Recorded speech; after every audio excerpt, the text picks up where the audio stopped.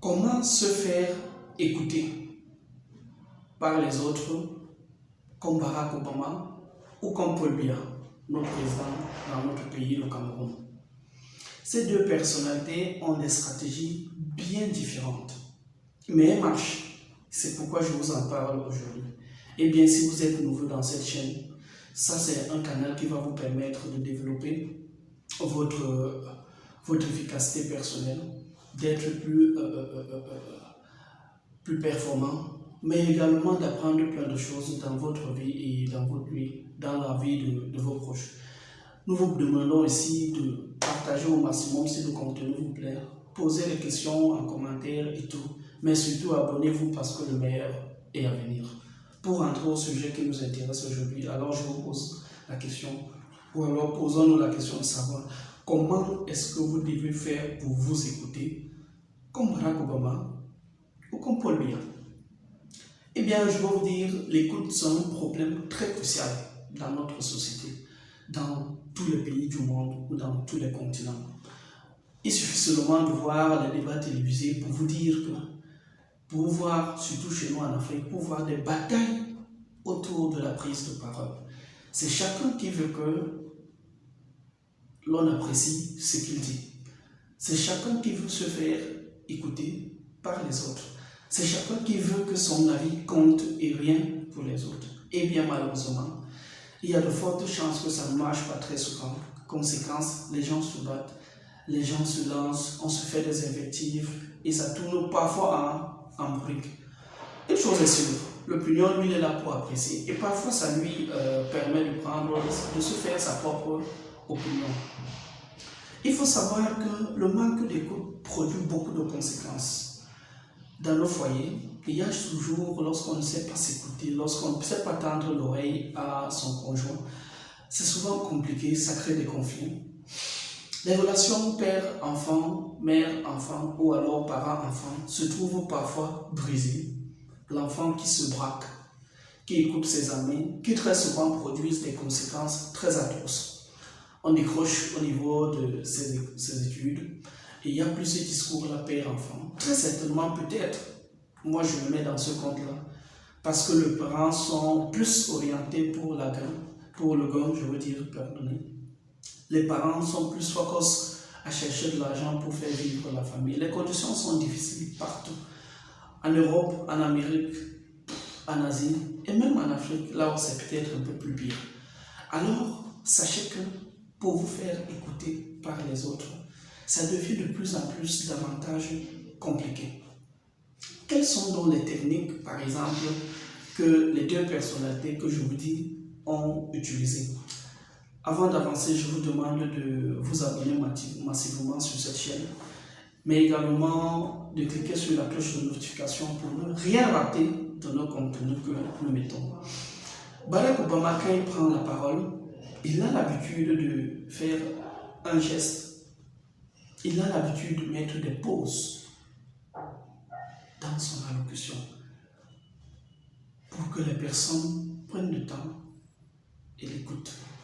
Lorsqu'il veut prononcer une phrase sensible, très importante pour lui et peut-être pas pour les autres, il a l'habitude de prendre du recul, ensuite pour dire une expression qui lui est très chère. Il a l'habitude généralement de se calmer, de marquer une pause avant de continuer. Il force l'écoute de son audience. Il force l'adhésion de ceux qui sont là autour de lui. C'est aussi ça, l'écoute. Donc il faut avoir des techniques pour se faire écouter. Je l'ai choisi par rapport à sa technique parce que c'est une très bonne technique qu'on utilise en prise de parole en public et ça marche. Pareil, lorsque vous êtes aussi dans un plateau, alors il faut marquer des pauses, c'est très important, ça marche toujours. Je l'ai essayé et je vous assure que ça marche. Une autre personnalité qui est Paul Biya. Notre pays il est merveilleux, c'est peut-être le plus beau pays du monde, du moins selon moi. Mais notre président a une technique facile. Lorsqu'il y a une fête de société qui engage le maximum de personnes possible, lui il a une technique à lui. En effet, quand tout le monde parle, ça lui dit peut-être rien, ou alors il prend le temps d'écouter tout ce que vous vous dites. avant de prendre la parole lui. Ce qui fait que pour certains, c'est qu'il laisse un certain pourrissement. Pour d'autres, c'est une grosse technique de communication. Je vous assure que dans notre pays, le Cameroun, il y a même des thèses sur le silence du président. Mais lorsqu'il décide de parler, je vous assure, c'est l'adhésion de tout le monde. Alors c'est une grosse technique qui permettra désormais aux gens de communiquer. Je ne parle pas dans la logique, par exemple, de laisser pourrir. Je ne parle non plus dans la logique, par exemple, de laisser les gens mourir. Non. Je parle dans la logique du temps. Le temps de prise de parole. Mais je parle aussi et surtout parce que, en fait, il y a un grand proverbe éthiopien qui nous inspire dans ce domaine-là. Le proverbe dit simplement, écoute avant de parler. Lorsque vous entrez dans le décryptage de ces deux personnalités, vous allez trouver que cet élément-là est là. Est-ce que Barack Obama écoute avant de parler? Eh bien, je vous assure, lorsqu'il met une pause, c'est pour avoir un certain retour de son audience.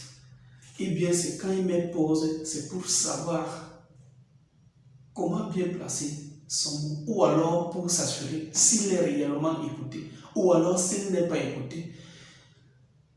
Il y a des personnes, ou alors c'est un fait connu, lorsque quelqu'un s'endort en écoutant de la musique, lorsque vous allez éteindre cette musique-là, il va se réveiller. Quand quelqu'un est habitué à écouter, par exemple, une personne parler, si la personne s'arrête de parler, la personne va se remettre à l'écouter. En fait, c'est pour que, lorsque vous êtes distrait, que vous lui accordez de l'attention. Il met une pause, il met du temps avant de sortir une phrase importante. C'est pour dire, lorsque vous êtes distrait, maintenant écoutez-moi parce que ce que je vais vous dire est très important.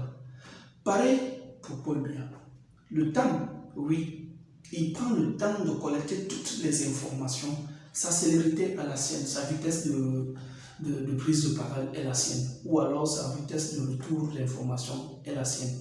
Mais il faut savoir que cette technique sur le proverbe éthiopien marche. Écoutez avant de parler. Écoutez avant de parler. Marchez avant d'avaler. Un homme politique aussi a dit quelque part, il faut boire le dos avant de parler, ou alors il faut parler avant de boire le dos. Voilà. De deux choses. Mais sachez que la meilleure option que je vous donne aujourd'hui, lorsque vous êtes en organisation, lorsque vous êtes en entreprise, lorsque vous êtes avec vos frères en famille, écoutez avant de parler. Et quand on parle d'écoute, on parle d'écoute active. Ça veut dire que j'écoute quelqu'un en essayant de le comprendre. J'écoute quelqu'un en essayant de mieux le cerner, en essayant de comprendre qu'est-ce qui le motive, qu'est-ce qui le manque en ce qu'il dit. Ce qui fait que quand je vais prendre la parole, je vais lui donner des faits réels qui puissent lui permettre soit de l'aligner vers moi, ou alors pour qu'ensemble nous menons vers un certain point. Je vous dis massivement, abonnez-vous et cliquez sur la cloche de notification parce qu'il y a le maximum de contenu et du lourd qui arrive. Nous nous donnerons toujours l'occasion de vous donner des meilleures astuces et conseils pour que vous puissiez vous en sortir, quelle qu'en soit l'organisation dans laquelle vous êtes, quelle qu'en soit votre audience politique ou alors quel qu'en soit que vous soyez dans une association et tout. Je vous dis, restez bénis.